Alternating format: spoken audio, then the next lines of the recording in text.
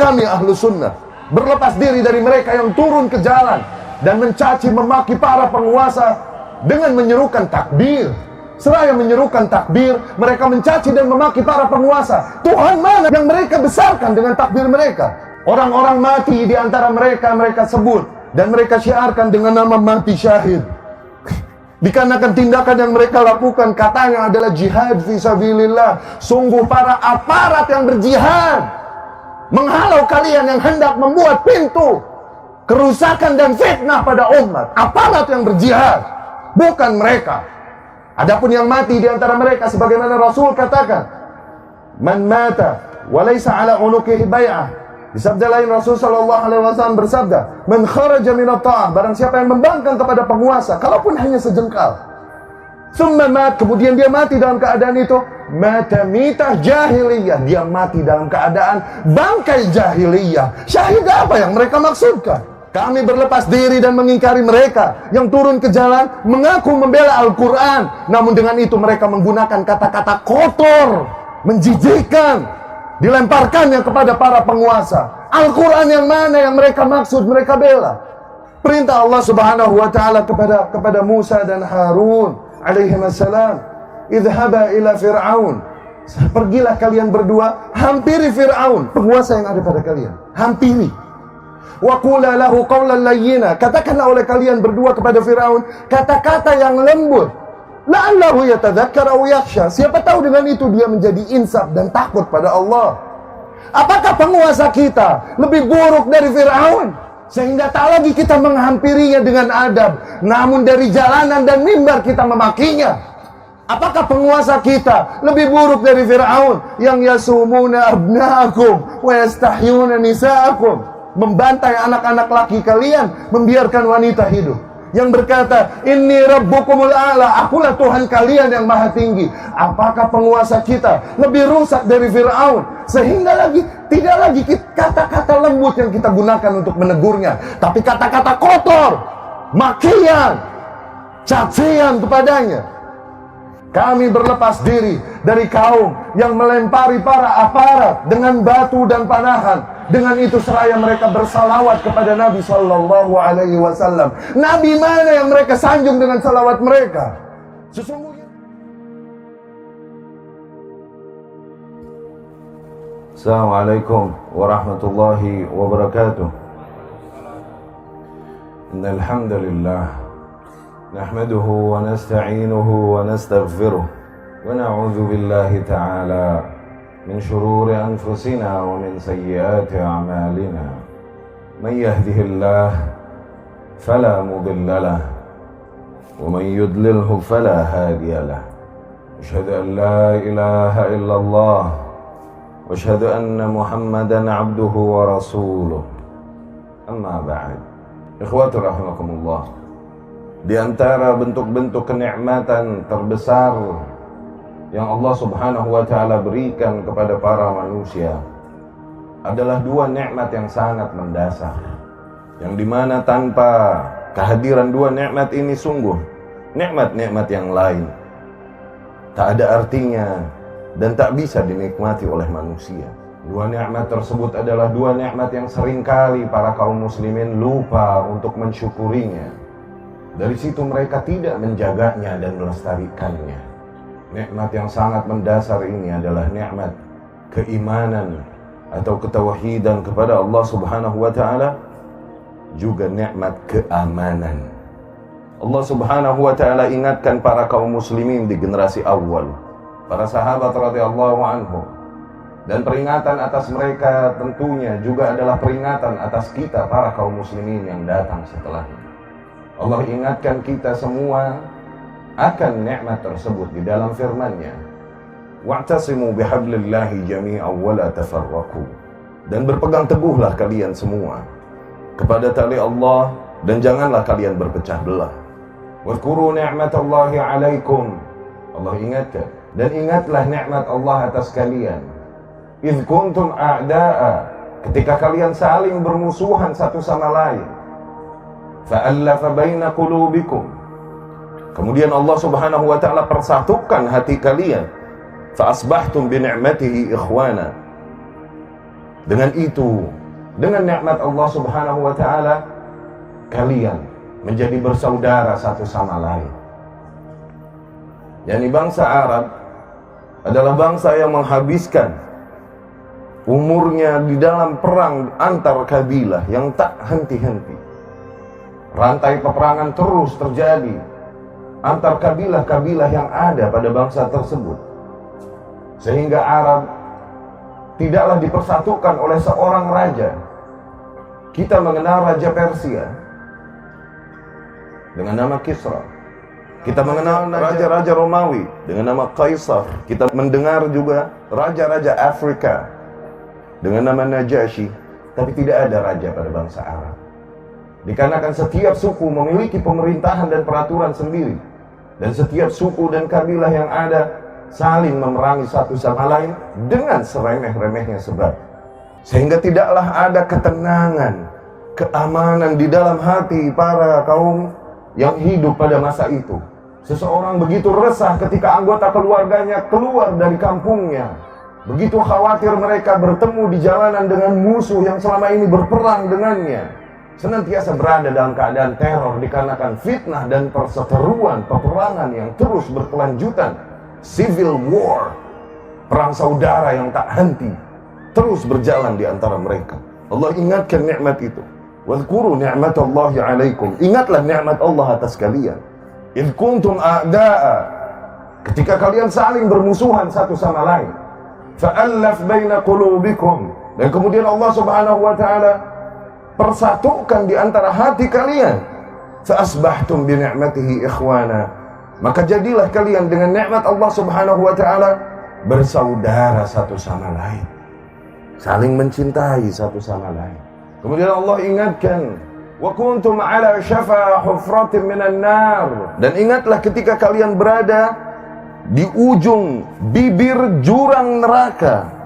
Yani ingatlah ketika kalian lahir dan besar di dalam kesyirikan. Andai saja ajal menghampiri kalian di masa itu, maka keabadian di neraka atas kalian.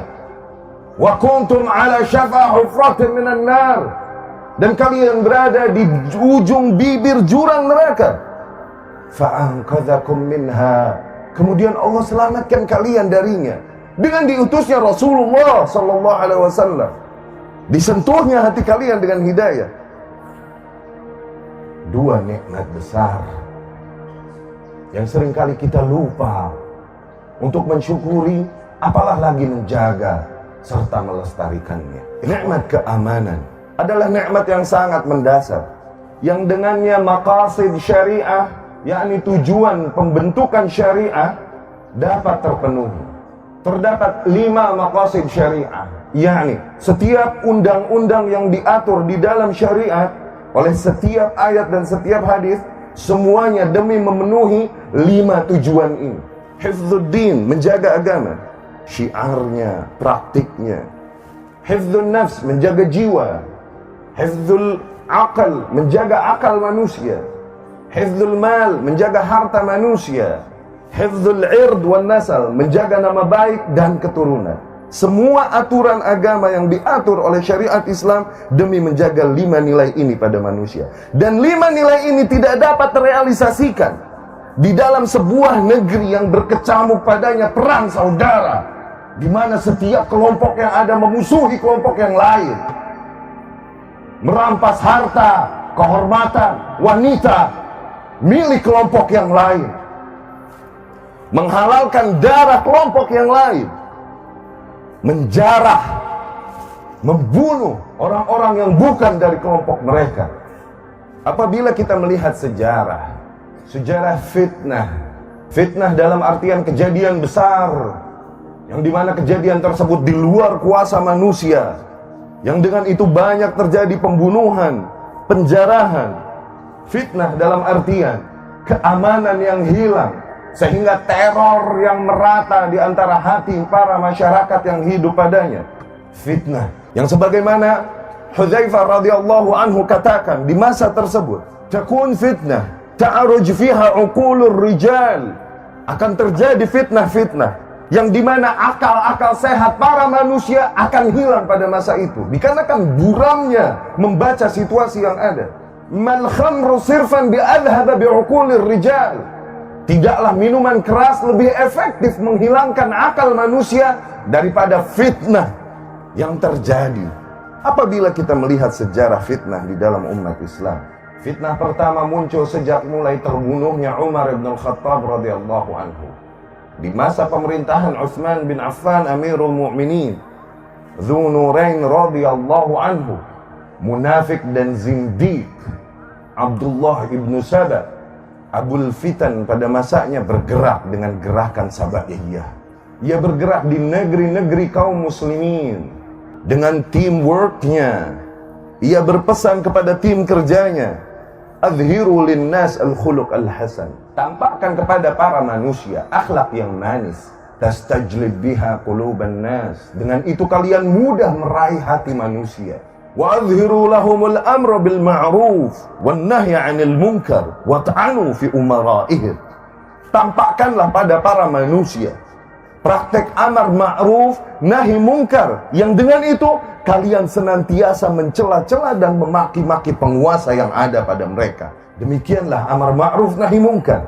Sejak zaman fitnah awal ditunggangi nilai tersebut. Amar ma'ruf nahi munkar menjadi sebuah nilai yang dengan itu seorang hamba, seorang muslim mencela-cela dan memaki-maki, menyebutkan keburukan, menggunjing dan memfitnah para penguasa yang ada, semua itu dengan jargon amar ma'ruf nahi munkar. Tidakkah kita lihat sejarah berulang? Kemudian dengan gerakannya dan isu-isu serta kabar-kabar dusta yang disebarkan di antara para kaum muslimin tentang Utsman bin Affan radhiyallahu anhu, terprovokasilah kaum muslimin, semakin dipupuk dan terbentuklah kebencian mereka kepada Utsman bin Affan radhiyallahu anhu. Dikatakan Utsman seorang yang mengutamakan keluarga-keluarganya dan membagi harta kekayaan hanya kepada keluarganya. Utsman adalah seseorang yang membagi jabatan-jabatan yang ada hanya kepada keluarga-keluarganya. Utsman radhiyallahu anhu menghilangkan mushaf-mushaf Al-Quran dan menjadikannya hanya satu mushaf. Lihat, prestasi yang dibuat di dalam berita yang seolah-olah hal tersebut menjadi aib atasnya. Utsman terus demikian dipupuk kebencian masyarakat kepada Utsman bin Affan, sehingga mereka pun bersepakat pada suatu hari untuk bergerak dari negeri-negeri kaum muslimin yang jauh dari pusat Islam di Madinah. Mereka bergerak dari Mesir, dari Kufah, dari Basrah dan negeri-negeri lain. Semua bergerak dalam jumlah yang sangat besar untuk mendemo Utsman ibnu Affan radhiyallahu anhu. Itulah demonstrasi pertama di dalam sejarah Islam yang disunnahkan oleh Yahudi zindiq khabith Abdullah ibnu Saba. Mereka mengepung rumah Utsman, menuntut Utsman, memaksakan kehendaknya atas Utsman. Utsman pun radhiyallahu anhu bersabar menghadapi mereka. Abdullah ibnu Zubair radhiyallahu anhu, Abdullah ibnu Umar dan para sahabat lain telah berkata, "Uqtuluhum ya Amirul Mukminin." Perangi mereka wahai Amirul Mukminin. Fa inna laka qitalahum. Sesungguhnya kau memiliki hak untuk memerangi mereka. Namun Utsman memilih cara lain. Utsman berkata, "Bal na'fu wa nasfah." Justru kita maafkan, kita berdamai, wa nubayyin, dan kita jelaskan. Akhirnya dikumpulkannya para demonstran, dikatakan, "Madza tanqimuna alai?" Apa yang kalian keluhkan atasku? Dan tidaklah mereka membawakan satu keluhan mereka, kecuali pasti langsung diklarifikasi oleh Utsman bin Affan radhiyallahu anhu. Sehingga tenanglah mereka dan dapat dijinakkan. Kemudian kembalilah mereka ke negeri mereka masing-masing. Telah selesai demo tersebut. Namun hati-hati para kaum munafikin yang tak meridhoi stabilitas dan keamanan dan ketentraman para kaum muslimin tidak berhenti sampai di situ. Mereka membuat makar, membuat fitnah kembali atas nama Utsman radhiyallahu anhu. Seolah-olah Utsman memerintahkan agar para wali-wali di negeri-negeri tempat mereka berasal menangkapi mereka dan membunuhi mereka atas perintah Utsman bin Affan. Disebarkan kembali fitnah ini melalui surat palsu yang dicap palsu dengan cap Utsman bin Affan radhiyallahu anhu. Para kaum muslimin yang sudah mulai tenang kembali terbakar amarahnya. dan kembali mereka ke Madinah mengepung rumah Utsman. Hari tersebut dikenal sebagai Yaumuddar, hari di mana dikepungnya Amirul Mukminin Dzunurain Utsman ibn Affan radhiyallahu anhu. Dan kemudian para kaum munafikin pun menggeser arah demonstrasi mereka, yang dimana kedatangan awal mereka, sebagaimana setiap demonstrasi, kedatangan awal mereka hanyalah menuntut kebijakan-kebijakan penguasa.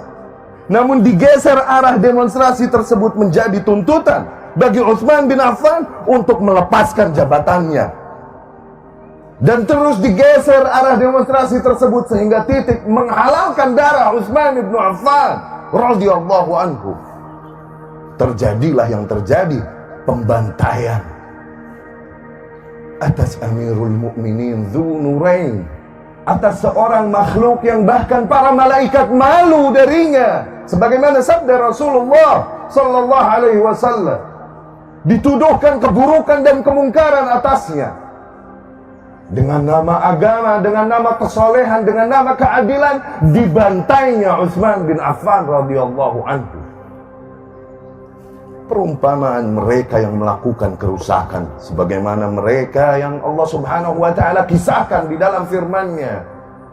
Wa idza qila lahum la tufsidu fil ard, apabila dikatakan kepada mereka, janganlah kalian berbuat kerusakan di muka bumi, qalu, maka mereka berkata, innama nahnu muslihun, justru kami yang berbuat reformasi, kami yang membuat perbaikan. Allah pun mendustakan pengakuan mereka dan mengingkarinya dengan ayat selanjutnya.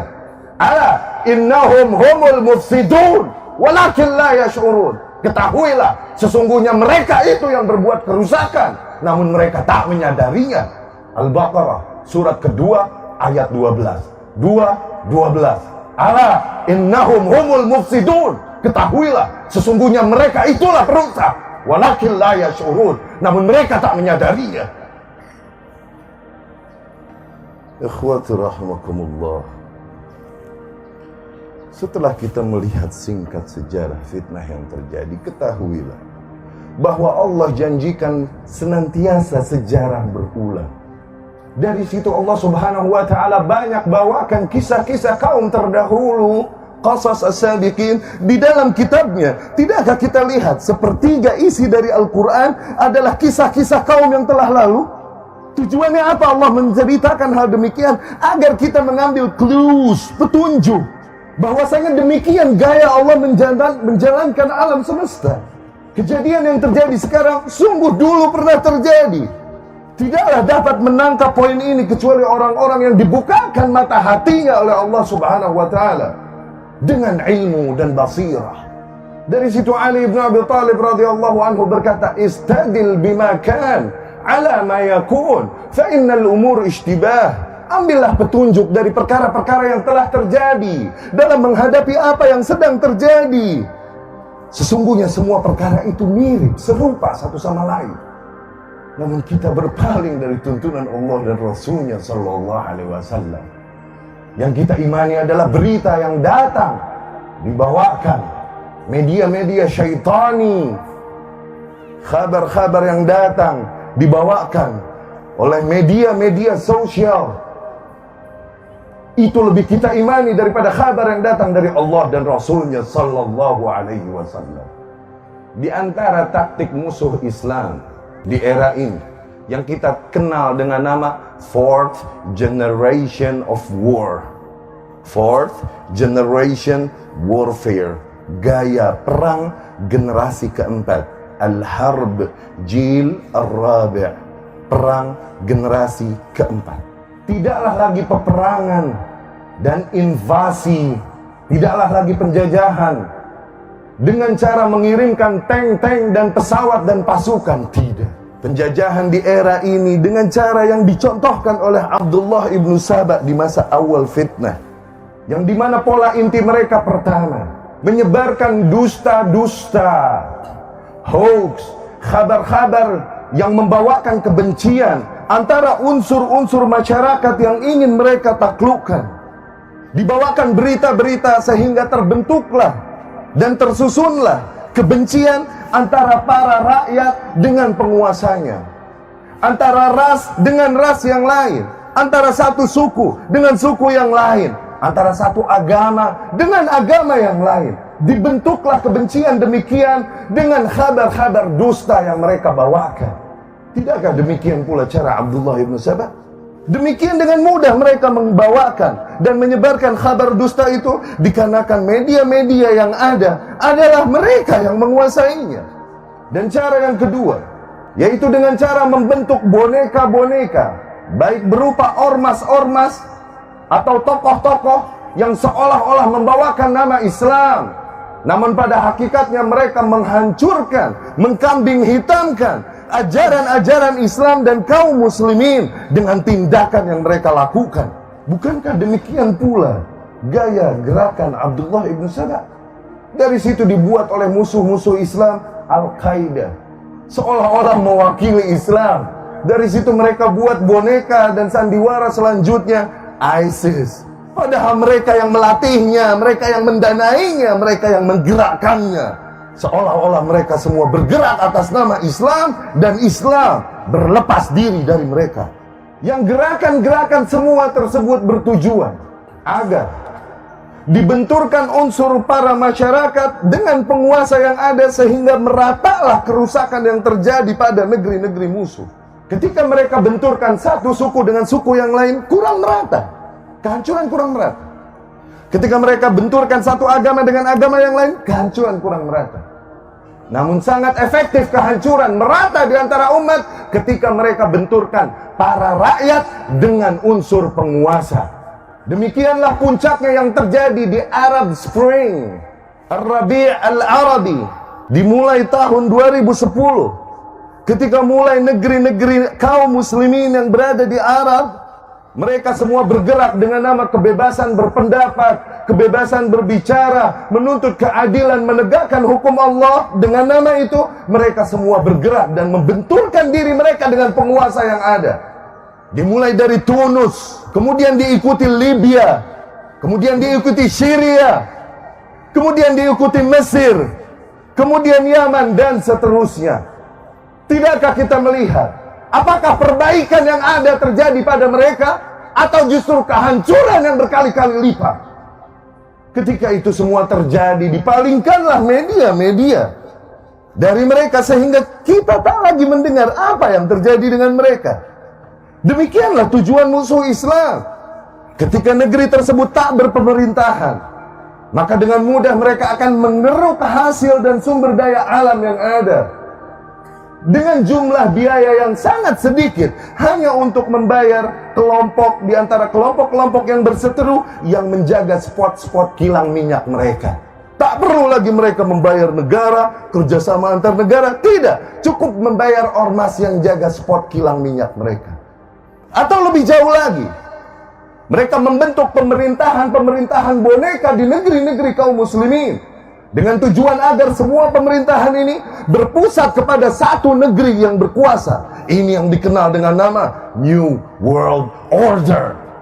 Tidakkah kita kaum muslimin yang masih Allah limpahkan nikmat keamanan, yang masih Allah subhanahu wa ta'ala limpahkan nikmat ketertiban, nikmat keberaturan perkara, struktur masyarakat yang masih diikuti, di mana posisi rakyat, di mana posisi aparat, di mana posisi para penguasa? Tidakkah ini nikmat yang besar? Sehingga masih berjalan dakwah dan seruan kepada tauhid dan sunnah Rasul sallallahu alaihi wasallam dengan bebas. Tidak seperti di negeri lain. Sehingga masih berjalan nafkah. Setiap orang keluar rumah mencari nafkah untuk anak istrinya dengan bebas. Masih berjalan pendidikan untuk anak-anak kita. Kita ajarkan mereka tauhid, sunnah, iman, Islam pada mereka. Tidakkah kita lihat apa yang terjadi pada Syria misalnya? Bahkan anak-anak kecil kaum muslimin, dan mereka berbangsa Arab. Anak kecil kaum muslimin tidak tahu mana lafzul jalalah. Ketika dituliskan kalimat Allah, ditanyakan pada mereka apa bacanya, mereka tak tahu. Dan mereka anak Arab. Tidakkah kalian lihat ini di video-video yang tersebar, dengan mudah kita dapat konsumsi? Ketika ditanyakan pada mereka, Apakah kau hafal Al-Fatihah? Mereka berkata, ya kami hafal. Coba baca Al-Fatihah. Bismillahirrahmanirrahim. Maliki yaumiddin. Inikah perbaikan yang kalian maksudkan dengan menentang penguasa kalian? Yang akhirnya tak ada lagi pihak yang berkuasa, di mana kelompok-kelompok yang ada akan berseteru, berperang satu sama lain, memperebutkan kuasa yang ada. Tak ada lagi keamanan. Bagaimana mereka mencari nafkah? Yang menghiasi hari-hari mereka adalah bangkai tubuh kaum muslimin yang terkoyak oleh mesiu. Yang menghiasi telinga mereka adalah dentuman-dentuman bom. Adakah keamanan pada mereka? Kita negeri yang Allah limpahkan nikmat keamanan atas kita, di mana pagi-pagi ketika kita lapar dengan mudah kita keluar rumah, cari nasi uduk, cari lontong sayur, gampang. Adapun mereka, apa yang terjadi ketika mereka lapar? Kekhawatiran ketika mereka keluar dari rumah. Demikian ketika nikmat keamanan hilang dari kalian. Maka dari situ ikhwati rahimakumullah, menyingkat pembahasan, lalu bagaimana seorang muslim idealnya mensyukuri dan menjaga nikmat keamanan yang ada padanya? Yang pertama, dengan mengenali ilmu agama yang hak, yang murni sebagaimana datangnya dari Rasulullah sallallahu alaihi wasallam. Agama yang memang berlandaskan Al-Quran dan sunnah yang murni dengan pemahaman salaful ummah radhiyallahu anhum. Terjauhkan dari kesyirikan, kebid'ahan. Rasulullah sallallahu alaihi wasallam banyak di dalam hadisnya menegaskan bahwa itulah kunci keselamatan dan kejayaan di dunia dan di akhirat. Rasul bersabda sallallahu alaihi wasallam, taraktukum 'alal bayda lailuha kanahariha. Aku tinggalkan kalian di atas sebuah konsep beragama yang putih, jelas, clear, tak ada syubhat. Manhaj yang hak, yang jelas, wadih. Aku tinggalkan kalian di atas sesuatu yang putih, begitu terang sehingga malamnya bahkan seperti siangnya. La yazighu anha ba'di illa halik. Tidaklah seseorang berpaling dari jalan tersebut sepeninggalku kecuali dipastikan kecelakaan atas mereka. Lihat, Rasul pun sallallahu alaihi wasallam berkata, taraktu fikum amrain. Aku tinggalkan pada kalian dua perkara. Lam tadillu ma in tamassaktum bihima. Kalian takkan tersesat selamanya selama kalian berpegang teguh kepada dua perkara tersebut. Kitabullah wa sunnati. Kitabullah dan sunnahku. Allah pun subhanahu wa ta'ala menjanjikan hal ini di dalam firman-Nya. Wa'adallahu alladhina amanu minkum wa 'amilus shalihat. Allah janjikan bagi orang-orang yang beriman di antara kalian, yakni berakidah sesuai dengan akidah Muhammad sallallahu alaihi wasallam dan para sahabatnya. Wa 'amilus shalihat, dan beramal saleh, yakni beramal sesuai dengan amalan yang dicontohkan Muhammad sallallahu alaihi wasallam dan para sahabatnya radhiyallahu anhu. Allah janjikan bagi orang-orang yang beriman di antara kalian dan beramal saleh, la yastakhlifannahum fil ard. Niscaya Allah akan berikan kepada mereka kuasa di muka bumi. Kama stakhlafal ladzina min qablihim. Sebagaimana Allah telah berikan kuasa kepada orang-orang beriman sebelum mereka. Wala yumakkinanna lahum dinahum alladzi irtadha lahum. Dan Allah akan berikan kuasa kepada agama mereka yang Allah ridhoi, yakni syiar, praktik Islam, bebas dan aman. Akan berikan kuasa kepada agama mereka yang Allah ridhai. Wal yubaddilannahum min ba'di khaufihim amna. Dan Allah akan hilangkan rasa takut dan teror pada mereka dengan keamanan. Ya'budunani. Dengan itu mereka beribadah kepadaku. La yusyrikuna bi syai'a. Tidak mempersekutukanku dengan satu hal pun. Allah pun mengancam mereka yang berpaling dari manhaj Rasul, dari ajarannya sallallahu alaihi wasallam. Falyahdharil ladzina yukhalifuna an amrih. Berhati-hatilah mereka yang berpaling dari ajaran Rasul sallallahu alaihi wasallam. Antusibahum fitnah. Bisa jadi mereka tertimpa fitnah. Ayusibahum adzabun alim. Atau menimpa mereka kelak azab yang sangat pedih. Yang kedua, agar kita menjaga diri kita dan menjaga diri kita dari khabar-khabar yang ada dan menempatkan setiap khabar pada tempatnya. Agar jangan kita dengan mudah mempercayai khabar yang beredar, apalah lagi menyebarkannya di antara umat. Terutama khabar-khabar yang berkaitan dengan keamanan negara, dengan stabilitas umat secara serampangan. Dan agar kita berserah dan bertawakal senantiasa kepada Allah subhanahu wa ta'ala yang maha mengatur segalanya. di mana Allah Subhanahu wa taala berfirman, "In tasbiru wa tattaqu," apabila kalian senantiasa bersabar di atas aturan main Allah, wa tattaqu, dan senantiasa menjaga ketakwaan, lakukan apa yang diperintahkan, jauhi apa yang dilarang, la yadhurrukum kaiduhum syai'a, maka propaganda mereka sebesar apapun tidak akan berefek apapun pada kalian. Maka kesabaran dan ketakwaan itu yang perlu kita lestarikan pada diri kita. Ikhwati rahimakumullah, ketahuilah bahwa sungguh berita dan media yang ada adalah wasilah yang sangat efektif bagi para musuh Islam untuk memecah belah kesatuan umat.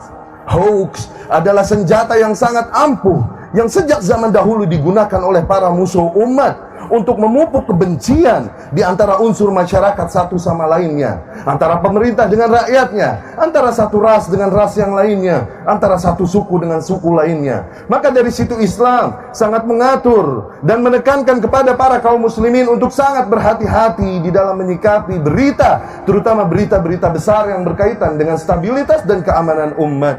Allah Subhanahu wa taala berfirman, "Idza ja'ahum amrun minal amni awil khaufi adza'u bih," bahwa para kaum munafikin ketika datang berita kepada mereka yang berkaitan dengan keamanan atau teror, dengan mudah mereka langsung menyebarkannya. Walau radduhu ila rasul, andai saja mereka serahkan berita itu kepada Rasulullah sallallahu alaihi wasallam, awila ulil amri minhum, atau kepada para penguasa yang ada pada mereka, la alimahul ladzina yastanbitunahu minhum, niscaya mereka yang mencari hakikat perkara ini, niscaya mereka akan mendapatkannya. Allah pun Subhanahu wa taala menegaskan bahwa mereka yang menyebarkan kabar-kabar resah yang menakutkan di antara kaum muslimin, hakikatnya mereka adalah syaitan. Allah Subhanahu wa taala berfirman, "Innama dzalikumus syaitan," sesungguhnya mereka adalah syaitan, yukhawwifu awliya'ah, yang menakut-nakuti para walinya Allah, yakni orang-orang yang beriman. Fala takhafuhum, maka jangan kalian takut pada mereka. Wa khafun, maka takutlah padaku. In kuntum mu'minin, apabila memang benar kalian beriman. Demikianlah usul akidah para ahlus sunnah di dalam as-sam'u wa ta'ah, mendengar dan mentaati penguasa. Mentaati kita memahaminya, ketika diperintahkan taati. Adapun mendengar, maka maknanya adalah tidaklah kita percayai, tidaklah kita dengar berita-berita yang berkaitan dengan keamanan umat kecuali apabila berita tersebut datangnya dari badan resmi pemerintah. Dengan itu tertutuplah pintu fitnah dan pemberontakan yang terjadi kepada para penguasa, yang dimana fitnah tersebut seringkali dicetuskan oleh berita-berita dusta yang disebarkan musuh-musuh Islam untuk memupuk kebencian antara unsur masyarakat satu sama lainnya. Rasul bersabda sallallahu alaihi wasallam tentang buruknya dusta dan kerugian orang-orang yang menyebarkannya. Rasul bersabda, "Kafa bil mar'i itsman ayyuhadditsa bikulli ma sami'." Cukuplah dosa bagi seseorang untuk memasukkannya ke dalam neraka. Belum lagi dosa-dosa yang lain. Cukuplah dosa bagi seseorang untuk memasukkannya ke dalam neraka ketika dia selalu menyampaikan apapun yang dia dengar. Hati-hati dengan memforward berita. Cukuplah dosa bagi seseorang untuk memasukkan dia ke dalam neraka ketika ia senantiasa menyampaikan apapun yang ia dapatkan. Rasul pun sallallahu alaihi wasallam berkata, "Innar rajula la yatakallam bi kalimah." Bisa jadi seseorang mengucapkan sebuah kalimat min sakhatillah, kalimat yang rusak, kalimat yang dibenci oleh Allah, berita. La yulqilaha balan, mungkin ini hal yang remeh yang dia tak pedulikan. Yahwi biha fi nari jahannam, namun dikarenakan kalimat tersebut ia dilemparkan ke dalam api neraka. Maka berhati-hatilah dari berita-berita yang disebarkan pada kalian.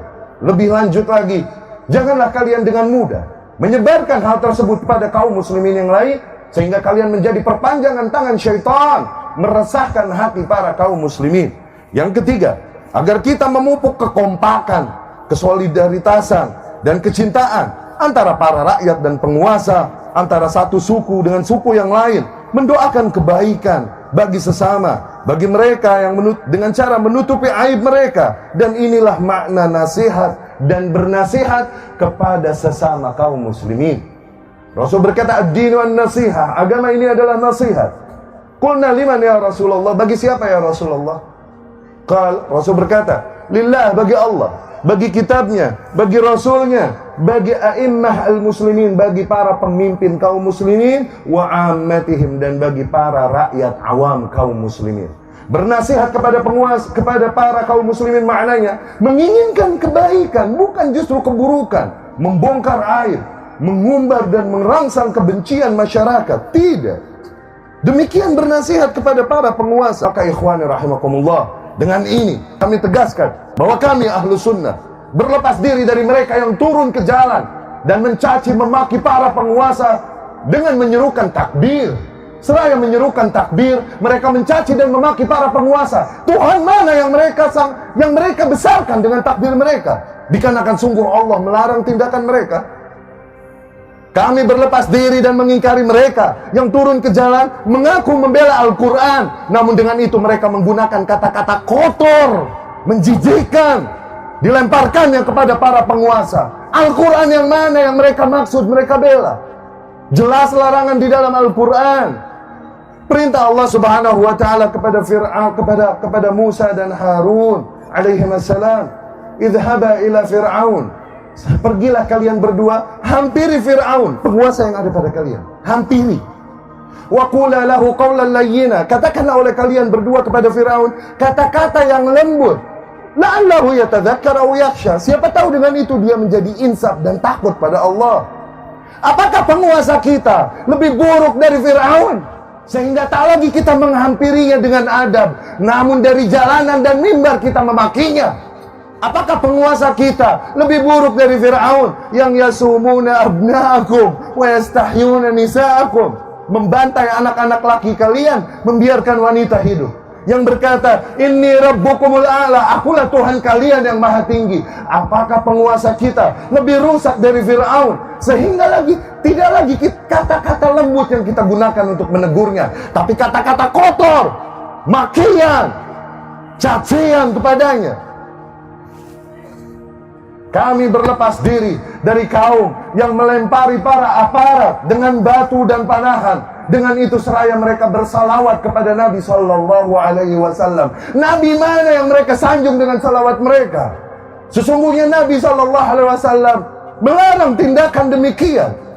Nabi bersabda, "Man arada an yansaha li sultan," barang siapa yang hendak membawakan nasihatnya kepada penguasa, falyakhudh biyadihi, maka agar dia ambil tangannya, wa yakhlu bih, dan berdua-dua dengannya. Fa in qabila minhu fadha, apabila penguasa tersebut menerima nasihatnya, maka alhamdulillah. Wa illa, namun apabila penguasa tersebut tidak menerima nasihatnya, faqad adda alladhi ma alaih, maka ia telah menunaikan kewajibannya. Dia tidak memiliki hak memaksa kepada para penguasa. Dengan adab dan baik, seraya bersalawatan, mereka lakukan keburukan, kerusakan di muka bumi itu, seraya bersalawat atas nama Nabi Muhammad SAW. Nabi yang mana yang mereka maksudkan dengan salawat mereka itu? Orang-orang mati di antara mereka sebut dan mereka syiarkan dengan nama mati syahid.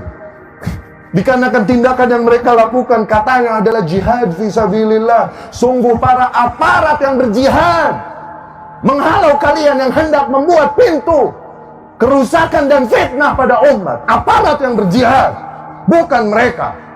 Adapun yang mati di antara mereka, sebagaimana Rasul katakan, man mata wa laysa ala unuqihi bai'ah.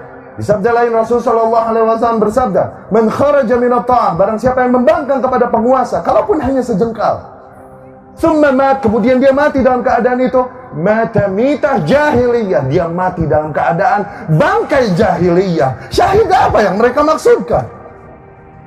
Nabi mana yang mereka jadikan tuntunan untuk tindakan mereka? Di mana mereka dari anjuran Allah dan Rasulnya ini Sallallahu Alaihi Wasallam? Ikhwati rahimakumullah, demi Allah banyak nilai yang ingin kami sampaikan, namun dikarenakan terbatasnya waktu, kondisi, maka kami cukupkan sekian. Terakhir kami pesankan sebuah pertanyaan, tanyakan ini pada diri kalian masing-masing. Tanyakan ini pada lubuk hati kalian yang paling dalam dan nurani kalian. Apakah kebencianmu, kekecewaanmu kepada para penguasa yang ada padamu adalah alasan yang cukup bagimu untuk merusak keamanan dan menghancurkan persatuan negeri ini? Apakah semua kebencianmu dan kekecewaanmu reason enough, adalah alasan yang cukup bagimu untuk ikut memberikan sumbangsih dalam tindakan-tindakan yang mengacaukan persatuan negara, mengancam keamanan negara, membuka pintu fitnah, penjarahan, dan lain-lain? Demi Allah, mereka yang bergerak dengan nama Islam sama sekali tidak mewakili ajaran Islam yang mulia ini.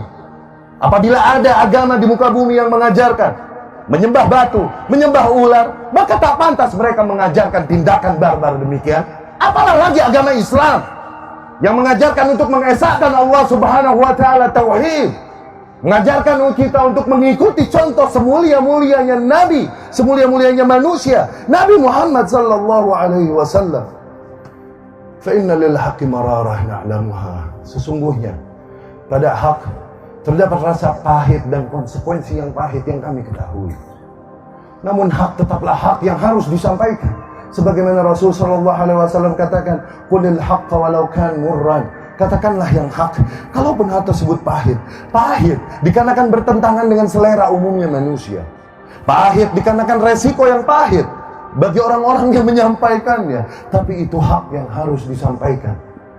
Dengan itu kami memohon pertolongan kepada Allah Subhanahu wa taala untuk menyampaikan kebenaran ini. Semoga dengan itu kami termasuk ke dalam taifah mansurah yang disabdakan oleh Rasulullah sallallahu alaihi wasallam, la tazalu taifatun min ummati 'alal haqqi zahirin. Akan senantiasa ada satu kelompok di antara umatku yang senantiasa mereka menegaskan yang hak, la yadurruhum man khadalahum wala man khalafahum. Mereka tak gentar menghadapi orang-orang yang mengkhianati mereka dari golongan kaum muslimin, dan juga tak gentar menghadapi orang-orang yang menentang mereka dari golongan kafir. Fallahumma izzal islam wal muslimin wa ahlikil kafarata wal mubtadi'ata a'da'aka a'da'ad-din. Allahumma mazzik jam'ahum wa shattit shamlahum wa zalzil aqdamahum wa alqi fi qulubihim ar-ra'bah innaka ala kulli shay'in qadir. Allahumma ighfir lil muslimina wal muslimat wal mu'minina wal mu'minat al ahya'i minhum wal amwat innaka sami'un qaribun mujibud da'awat wa ya qadiyal hajat. Rabbana afrigh alaina sabra wa thabbit aqdamana wansurna 'alal qaumil kafirin. Rabbana la tuzigh qulubana ba'da idh hadaitana wa hab lana min ladunka rahmah innaka antal wahhab. Rabbana ighfir lana wa liwalidina warhamhum kama rabbawna shighara. Subhana rabbika rabbil izzati amma yasifun wa salamun 'alal mursalin walhamdulillahi rabbil alamin. Assalamualaikum warahmatullahi wabarakatuh.